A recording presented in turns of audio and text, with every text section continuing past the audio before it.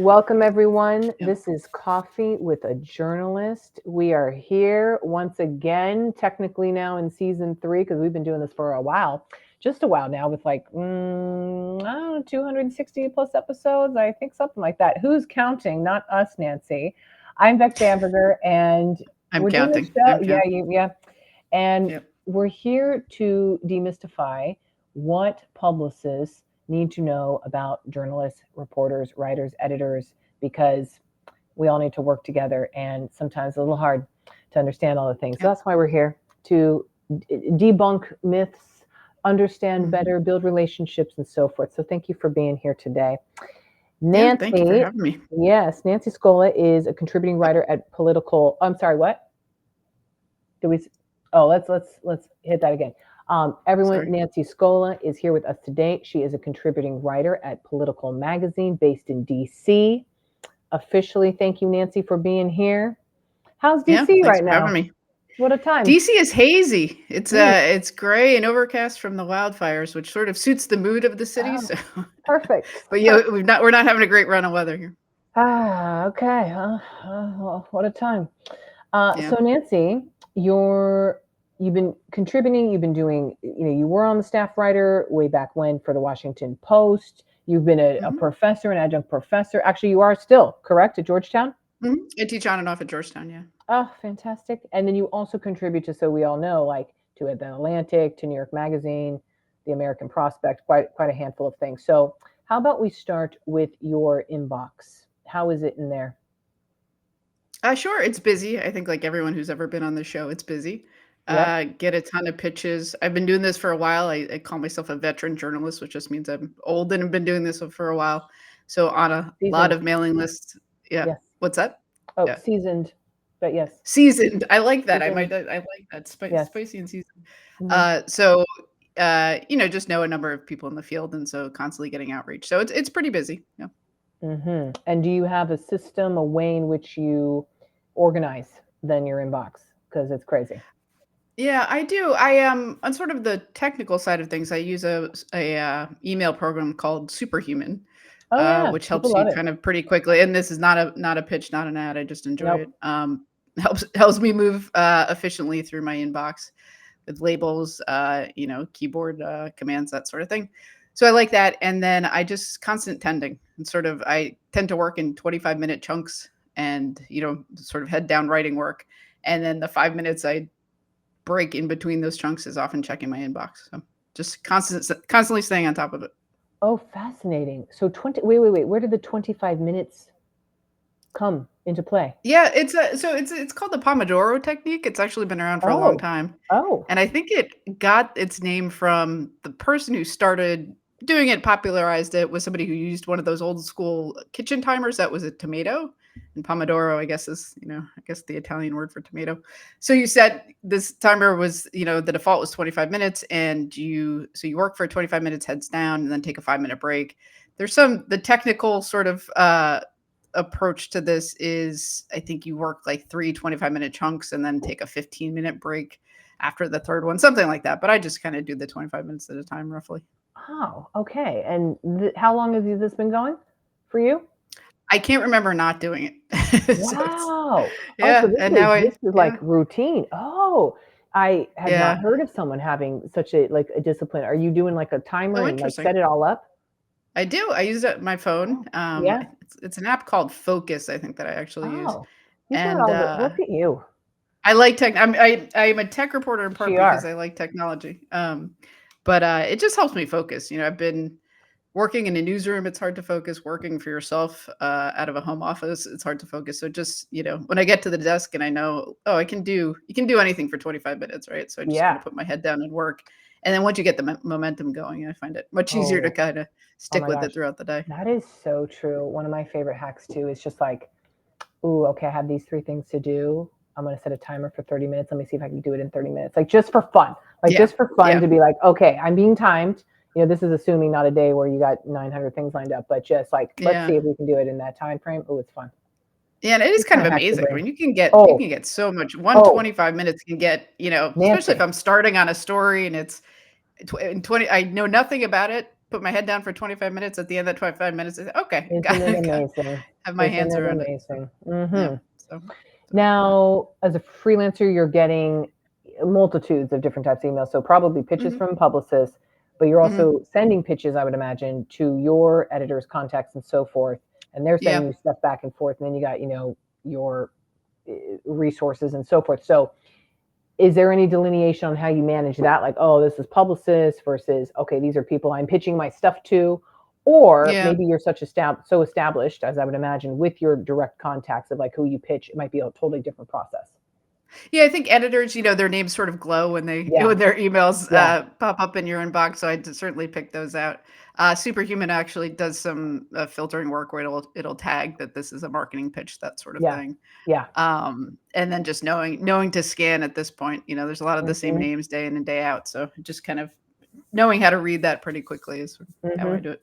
Yeah. How does the story come to be, Nancy, for you from like pitch to the actual headline? Because you're not in the newsroom like being like, okay, I got to get this story in by 5 p.m. Someone Yeah. assigned it to me. So as a freelancer, Yeah. we'd love to demystify a little bit on how that looks or works. Yeah, for sure. So I work with a handful of editors, some of whom I've known for a long time. Yeah. Generally, it's I pitch some ideas. They say these are terrible. Let's get on the phone and come up with some good ones. I Does find it the that hardest happen? part of the process. Oh, absolutely. I mean, Oh, there's, people that have been doing this even longer than I have say, it never gets easy. It's never, you pitch an yeah. idea and your editor says, oh, that's brilliant. Absolutely. Let's go Yeah. with that. Happens very rarely. And if you expect that to happen, you're going to be constantly disappointed. Disappointed. So Yeah. very often we'll get on the phone and talk things over. By the end of that, you might have a rough idea. It might take Hmm. a second phone call to really kind of nail down the topic, and then you go from there.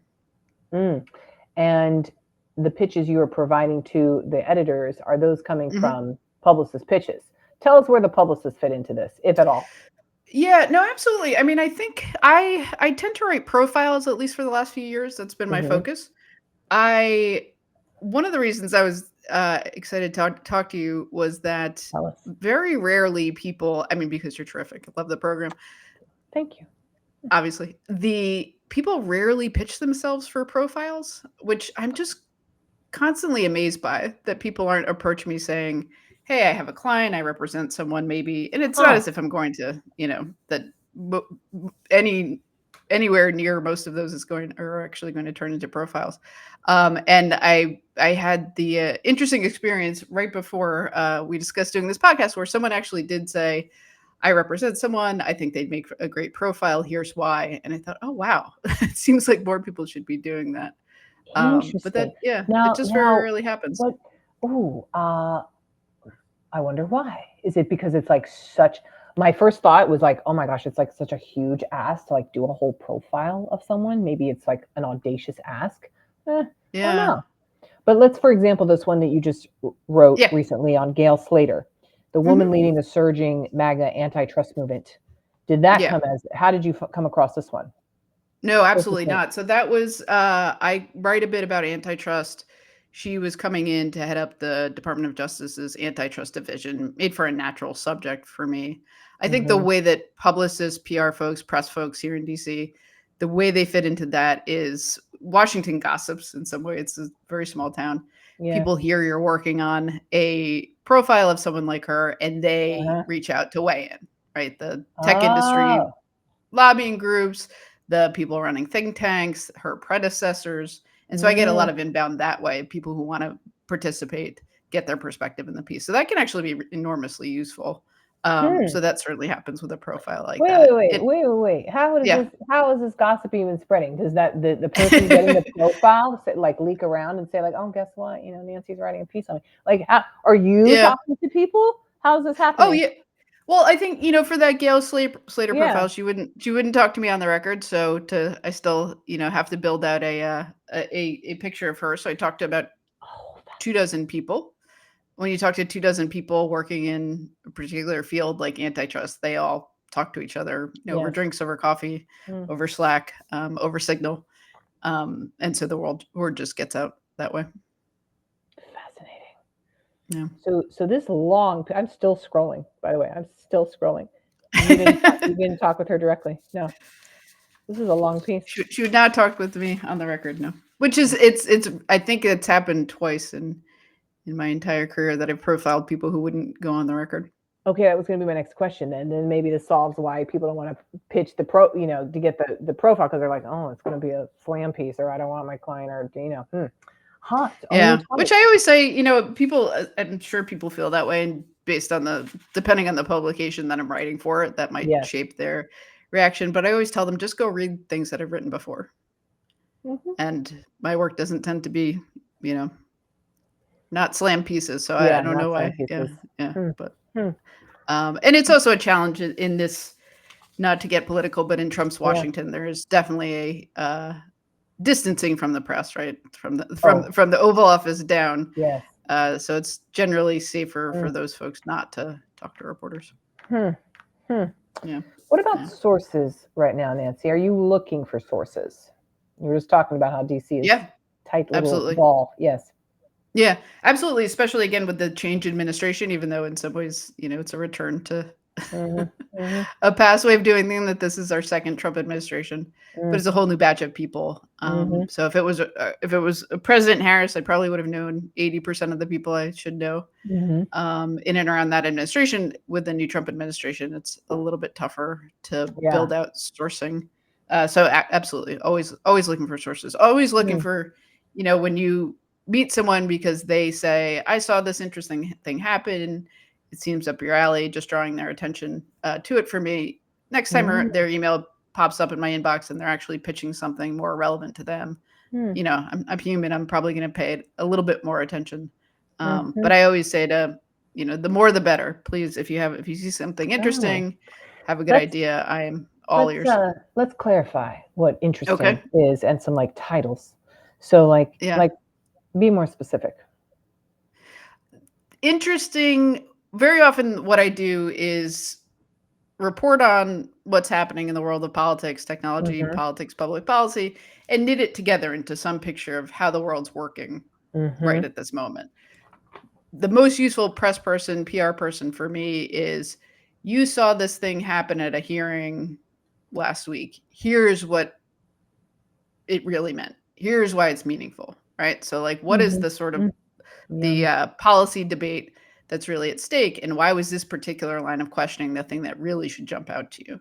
People are Mm. able to do that are enormously valuable for me. So Mm. interesting is, it's not necessarily exclusive information and then that they're leaking something to me, which Yeah, absolutely they should do at every opportunity. of course. It's helping me understand this world in a way I might not being the Yeah. person in the room when some of these conversations are Mm. happening. Mm. Mm. Mm. Yeah. Okay. Good. I'm glad I asked that. What about relationship building with publicists? Like, do you wish to see them in DC? Do you ever want a coffee? Yeah. Like, is that valuable to Yeah, you? I have a ton. Yeah. I mean, a ton of my time is spent having coffee Meet and and the greet. occasional Okay. drink Okay. with press people, PR people. I keep in mind that this is a very professional relationship. Yes. We're not friends. We're in some ways it's an adversarial Okay. relationship. Can we I want to double click on that just a little bit because Okay. it seems like the line gets very just murky and thin. And so it's like, oh my Yeah. gosh, Nancy, my friend, I'm going to call her up. And I'm like, no, no, Mm-mm. those are not our roles. We can be friendly. Yeah. Yes. We Yeah. can be cordial, even on the opposite side. But yeah, do you find people blur that line? I find people try to a bit, for obvious reasons. It's Yeah. beneficial to them and their client, whoever they're representing, if I think of us as friendly, and it's natural in a way. I mean, some of these profiles you mentioned, the one you were looking at is real long. So these things Yeah. can take months, and it Yeah. feels like you've sort of been in the trenches together with some of these press folks because you've spent so much time going Hmm. after, um, going over material. So I get that we're human, right? You spend a lot of time. You start every conversation with, "How are you doing?" Yes.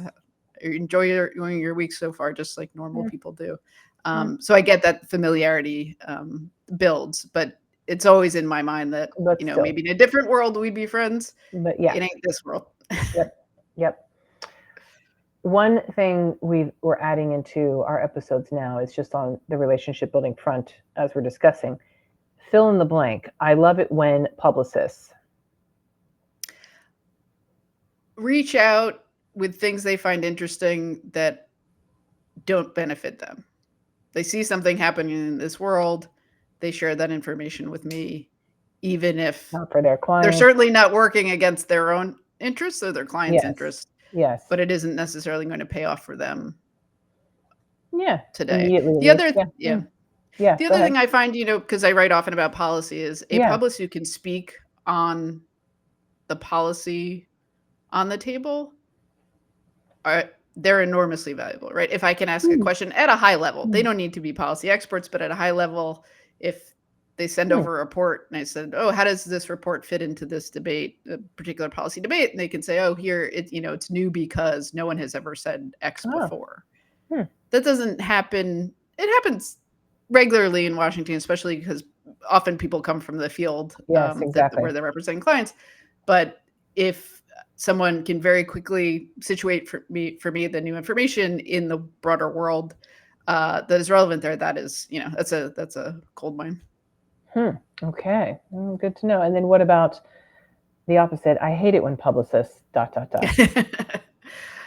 I'm a positive person. I don't like to focus. Sure. I will say I dislike this is trivial, but the one, you've likely heard this before, but when people say I used to be a journalist, especially you haven't heard that when PR people, they tend to say, they go to the dark side. Yes, that's what you're talking about. And that's good. And you left the field in which I'm still making my profession. It seems like the sense is that it should be a bonding line of conversation where I just think, and you're like, nope, yep, still here. And so that is one that jumps out. The other thing is going back to the idea of being friendly with PR people and publicists is when you get a message after a story comes out and they say, great working with you on this story. And you do want to sort of keep in mind that we're not working together. We didn't work together. No. We may have worked on the same topic at the same time. But it can feel a little bit icky when you get those emails. Oh, great. Oh, yeah. Because, it's not like high five, colleague. That was so great. Yeah, no. Yeah. And then you think, wait, was I not tough enough? If yes. they're thanking me for work. Yeah. Oh, yeah. Okay, that's good. That's a good point. Okay, now I am checking something because I want to make sure. No, so you haven't done, just to confirm, Nancy, our rapid fire questions, if I'm correct. No. No? Okay, here we go. Let's do it. Okay. So kind of quick answers. Let's see what you got. Okay. Video or phone interview? Video if you're a central character in a story and we haven't met in person. Ideally, in that case, I'm not being quick at all, but ideally in that case in person, actually. But video is a backup over the old school phone if you're a secondary source. Okay. Bullet points or paragraphs in a pitch? Paragraphs. Okay, why? Again, writing about politics, it's, it's not necessarily this. It's not pithy. What's up? It's not pithy. It's not pithy. Right? No, the interesting bit is the context and not going on and on in paragraphs, but generally it needs a little bit of context to convey why something's important. Got you. So then short or long pitches? Medium. Okay. No one usually says long medium. enough. Okay, long enough, but not too long. Yeah. Okay. And like 8 sentences, something like that, or? Yeah. That sounds about right. Yeah. Okay. I like it. Yeah. What about images attached or a Dropbox zip file? The stories I work on generally have an art team involved, so it's up to them to get art. So it doesn't sort of matter for me. The one thing I will say is when, say I'm profiling someone, the art team reaches out to their representatives to schedule a photo shoot and they're not super responsive. Sometimes I get pulled in to kind of bridge that gap. So ideally they're responsive to the art team and I don't even have to know what's going on that front. Okay. Good to know. So really, don't be sending you a Dropbox file. You don't need it. You got a whole team. Okay. What about email versus a DM of some sort? If we know each other, a DM for sure. Okay. Oh, okay. I rarely hear that.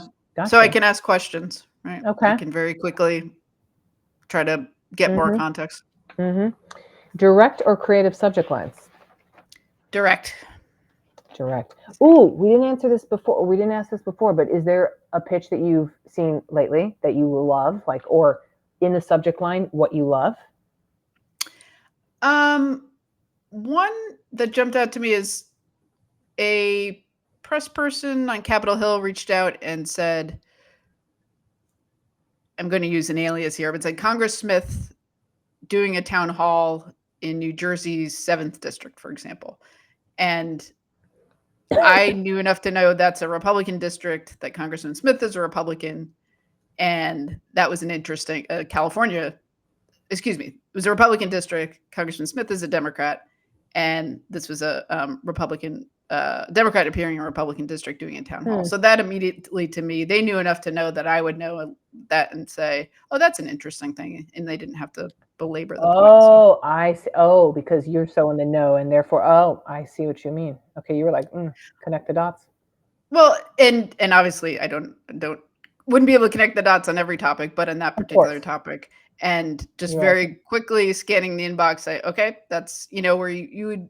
There are certainly other cases where somebody in that same job would have a pitch saying Congressman Smith is being bold and brave and facing Trump voters head on in a district 3,000 miles from his own district. So I like that. That was short and to the point.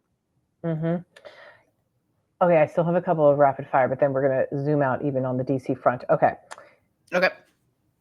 We talked about creative. Okay, subject lines, etc. Do you ever want a press release or a media kit? Press releases tend not to be super useful. Media kits can be useful where there's context around the debate or policy question. If there's a legislative history, that would be useful for me to know, and they're packaging it up with the new bit of information, that can be useful for sure. Yeah. Okay. And then we already talked about sources. So how about you? Now we talked about, I guess this would fit in, but just to clarify, is there a time you read pitches, or are you doing that at every 5, at the end of the 25? Yeah, pretty much. Unfortunately, pretty much all day. Yeah, pretty much all day. Okay, that's good. Probably goes without saying, but late in the day on Friday. Yep. Not the best time. Same. Yeah. Well, no, my favorite thing is to get to the zero inbox. Oh my God, by Friday. Oh, it is the most. Yeah. I don't know why. It's such a great feeling thing. Oh, it really is, and especially if it's like 2 p.m. and you're like, yes. Even better. Oh my God. Yeah. Good. Absolutely. Nancy, last thing before we talk about like anything you want to promote or talk about or whatever. You've been in DC a long time. Does this time compare to anything else you've seen, or what would you say? It's similar in some ways to the first Trump administration, which was its own special journey. It was sort of an exhausting time. Yep. It's different in that this sort of chaos factor, right? The thing after thing after thing after thing is similar to the first Trump administration. I think we're learning a bit better to pay attention to what sticks and what doesn't. Yes. To not react to every new executive order or court case, but try to filter for what's going to be significant, 3 weeks, 6 months, a year from now. So in that way, there does seem to be more that's sticking. So in that way, it is a bit different. But if I had to render a verdict, absolutely, it's a different time than we've ever seen in sort of modern Washington. Never boring, I'm sure, Nancy. Never. Would you like it to be boring? Like, do you want it to be back to like kind of boring? Like, I don't know who you refer to as boring, but just like where you're like, nothing much is going on, I mean, if there was going to be a President Harris, there was a sense of, oh, okay, there's not, we're in the news business where there needs to be new things. There was a sense there was not going to be a ton new. Exactly. I think what's, I'm apolitical in my professional life, right? I don't come into this with any sort of partisan leaning. The part that's frustrating a little bit that maybe would be better if it were a little boringer is when a policy decision or some sort of executive action were announced, if you could get the corresponding material from this administration, right? We're going to take a new policy approach to X. then you go to say, okay, what are the materials, right? Which is the way administrations traditionally work, is they announce they're going to do something, and then you go to the relevant policy person and they give you find it and you the get white it. Yeah. paper or the in this administration, it tends to be one person in the administration says X is going to happen, then another person says Y is going to happen, which is the opposite. The next day they switch positions, so that can be a little bit frustrating. So I think if we had a little bit more consistency on whatever it is they're going to do, if it's easier for people in the media to have it be knowable, so that we can report on it accurately, that would be a little bit better in my mind if it were a little more streamlined. I don't even know if they know, though. That's the problem. No comment. You're asking people. Yeah. Okay. No comment. Nancy, is there anything further do you want to promote, highlight, tout, celebrate about you? No, if folks want to follow my work, which obviously I would love, X, unfortunately, no, maybe that's political commentary. X is probably the easiest way to keep up with that. And x.com/Nancy Scola. Perfect. Thank you so much, Nancy Scola. Thank you, Beck. I Deep appreciate in the DC realm. Oh my gosh. She's a contributing writer and contributing reporter to Politico Magazine, among many others, and also as an adjunct professor, just in case you need to get some of your journalism degree chops still going. My God, how fun. How fun. Thank you, Nancy, for being here. Thank you, Beck. Thank you. Thanks.